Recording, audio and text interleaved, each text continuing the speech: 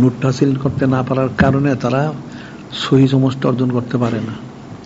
নূরটা অর্জন করতে হইলে অন্তরকে ইসলাহ করতে হবে। অন্তর ইসলাহ করলে অন্তরে নূর পয়দা হয়, আর ইসলাহ না করলে কোনো নূর পয়দা হয় না। তখন গালিশটাই থাকে, অন্ধকারটাই থাকে। তো অন্ধকারের মধ্যে যখন এই ইলমটা প্রবেশ করে, তো অন্ধকারের মতোই বের হয়, নাউজুবিল্লাহ। একটা পানি যদি ময়লার মধ্যে ঢেলে দেওয়া হয়, তাহলে ময়লা সহ বের হবে। আর পানি যদি পরিষ্কার জায়গায় রাখা হয়, পরিষ্কারভাবে বের হবে। অন্তরটা যখন গালির যুক্ত থাকে, সেখানে কোরআন শরীফ দিলেও গালির যুক্ত হয়ে বের হয়, নাউজুবিল্লাহ। অর্থাৎ সেটা অপব্যাখ্যা করে তারা বের করে, নাউজুবিল্লাহ। বিষয়টা তো কঠিন। এই জন্য এদের নানান রকম সুচারা কিলোকাল। আলেম সুফি দরবার দেখা যায় বেপর্দা হয়, ছবি তোলে, আবার এদিকে তন্ত্র মন্ত্র করে, আবার এই যে সুদখোর ঘুষখোর এদের সাথে খুব এদের সম্পর্ক, নাউজুবিল্লাহ। এদের হালাল হারাম সব একাকার। যেহেতু এদের সহি সমজ নাই, অন্তরটা ইসলাকৃত না। অন্তর ইসলাম না হইলে কুল্লু আনে তারফে বিমা ফিহে, পাত্রে আসা যা ডালিলে পরিবেথা।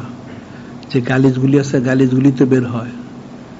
হক বেরোবে করতে, হক থাকলে সে বের হবে, হক না থাকলে তো বের হবে না। অন্তরে হক নাই, সেজন্য না হকটা বের হয়। হকটা তো প্রবেশ করাইতে হবে, না প্রবেশ হবে করতে।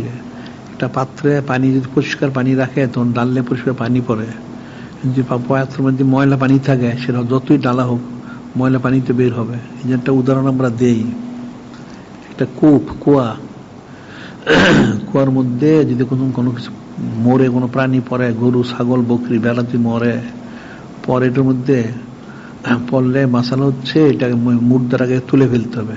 তুলে ওইটা পরিমাণ অনুযায়ী পানি তুলে ফেলতে, তারপর পাক হবে। যে মুর্দাটা না তোলে, 1000 বালতি পানিও যদি তোলে, এই পানি না পাকেই থাকবে, নাউজুবিল্লাহ।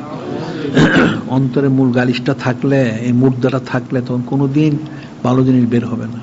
এদের অন্তরে গালিজ আছে, এই জন্য এরা কিন্তু বুঝতে পারে না। না বুঝতে পারার কারণে এরা এলোমেলো কথা বলে। বিষয়গুলি তো কঠিন। সহি সমস্ত অনেক সূক্ষ্ম বিষয়।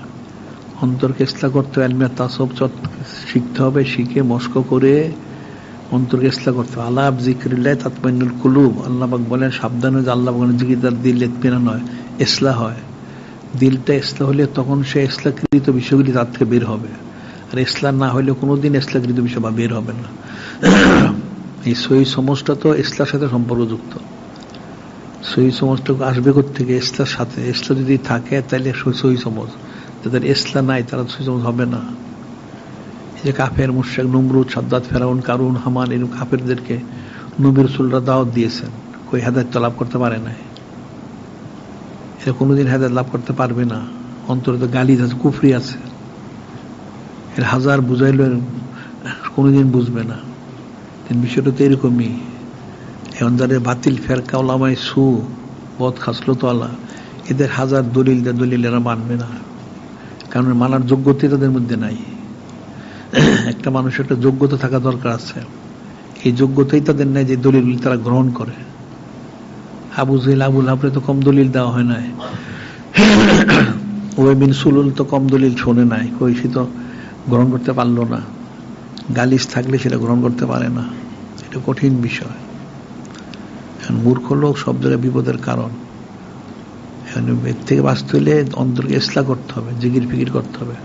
কোনো কামেল শায়েখ বায়াত গ্রহণ করতে হবে, সবক নিতে হবে, জিকির ফিকির করতে হবে। তখন যদি অন্তরটা ইসলাহ হইলে তখন সে হক জিনিসটা বুঝবে, হকটা সে পালন করতে হবে। এছাড়া কোনোদিন সে পারবে না।